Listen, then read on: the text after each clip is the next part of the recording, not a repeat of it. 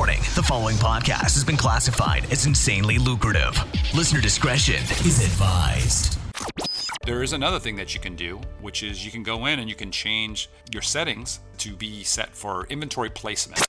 Your attention, please. Listening to the AM/PM podcast may cause recurring revenue streams and unfair advantages over your competitors. Other side effects may include fatter wallets, fired bosses, and longer vacations.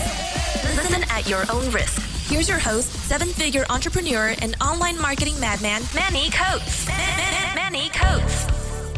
Hello, everybody, and welcome to the AM/PM podcast. My name is Manny Coates, and I will be your host, and this is the show where we discuss all things Amazon private label and how to generate recurring revenue streams 24 hours per day during the AM and the PM, hence the name of the show, AM/PM podcast. As a matter of fact, I was just recently at my first ever all-you-can-eat sushi and drinks place.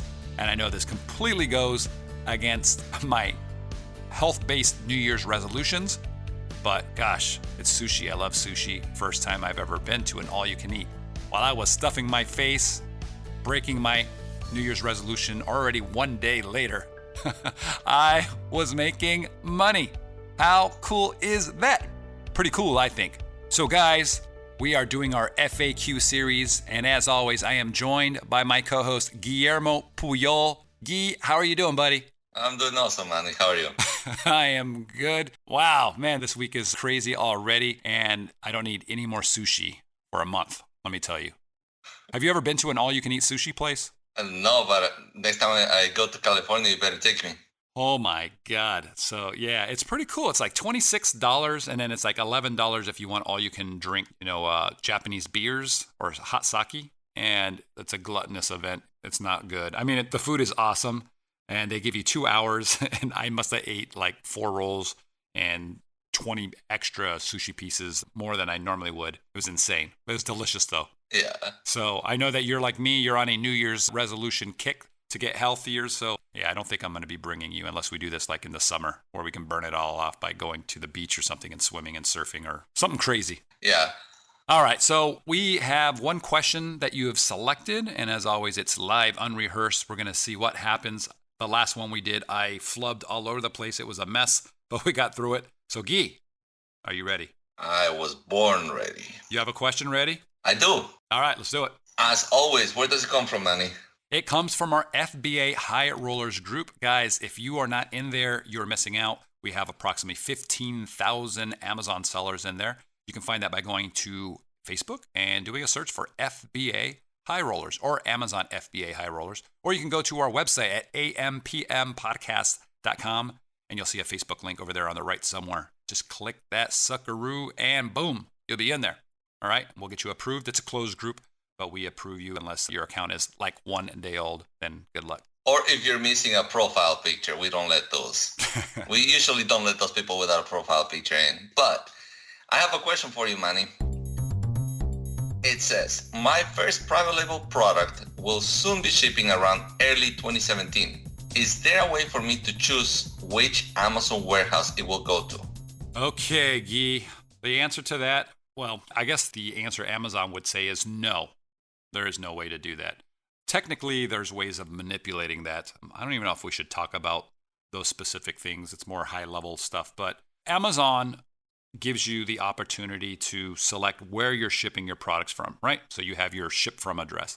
And they want to be as efficient as possible. So if your ship from address is close to specific warehouses, then they're going to try to get things to those warehouses sometimes. It depends on how you're doing things. And I don't really want to get into too many details on that, Guy. But there is another thing that you can do, which is you can go in and you can change your settings to be set for inventory placement. Have you heard of that, Guy? Yeah, absolutely. Okay. So inventory placement allows you to set your account up so that you're only shipping your products to one warehouse. Because normally when you go in and you set things up, Amazon will say, okay, ship it to these 3 different warehouses. And you got to split things up. So your costs go up, everything goes up. If you do inventory placement, then Amazon will allow you to ship it to one address, okay, one warehouse. They're going to tell you where to send it, so you still don't get to choose where it goes. But at least it's going to one place, right? So you have one shipping expense instead of 3, and sometimes that saves you money. Now, there is a inventory placement fee, and I never remember these things in terms of the exact fees, so I pulled it up here, Guy. It says the inventory placement fees are 30 cents per unit if your product is a pound or less, and if it's 1 to 2 pounds, it's 40 cents. And then for every pound above 2 pounds, it goes up by 10 cents. That's what it looks like. So there is a fee for doing that, and you got to calculate everything in to see if it makes sense for you to do it that way. So yeah, that's what they do. So technically, no way to choose a warehouse. There's a way to manipulate a little bit, but you can avoid the multiple directions and multiple warehouses by using inventory placement. So that's a really quick answer, Manny. Do you have anything else to add? No.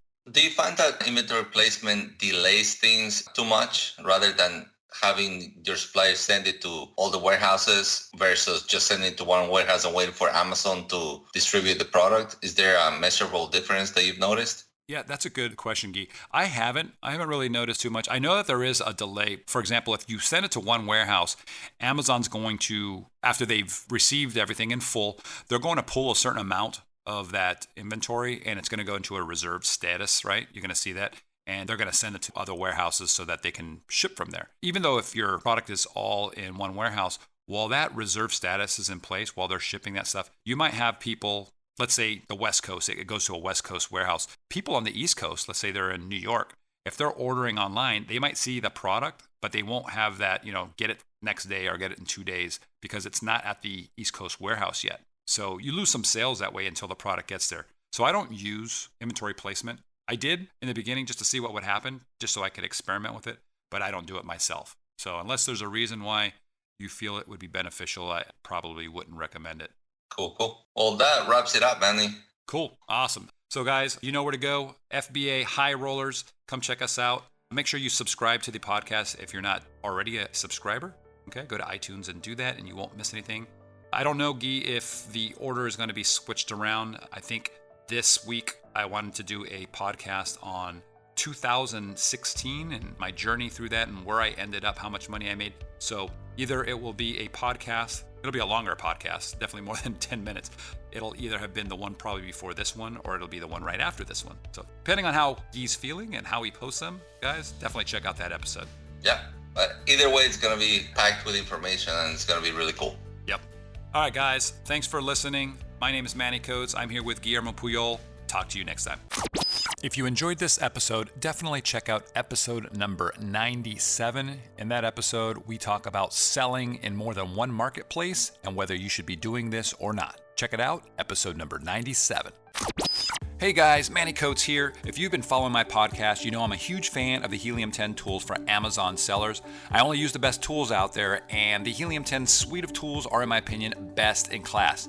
Now, just because I'm the founder of Helium 10 doesn't mean that's all I use, right? I go where the money's at, and if there's a tool on the market that I haven't made and that tool helps me make money, I'll use it, and I'll talk about it here on the podcast, and I'll even link to it in our tools section at the ampmpodcast.com website. But I can honestly say that there's no place that I know of where you can get all the important tools that an FBA seller would need in one place, where the tools work with one another to help you save time and make you a lot of money.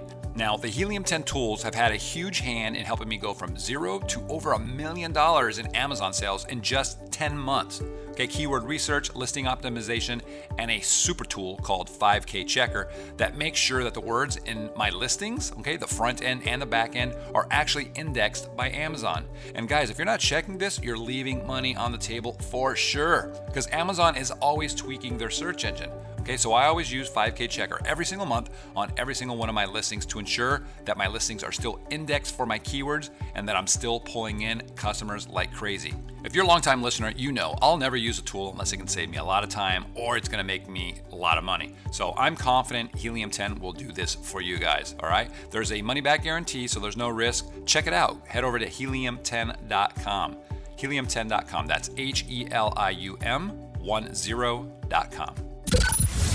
You've been listening to the AM/PM podcast hosted by Manny Coates. For more information, insider tools, and to get the resources mentioned in this episode, visit ampmpodcast.com.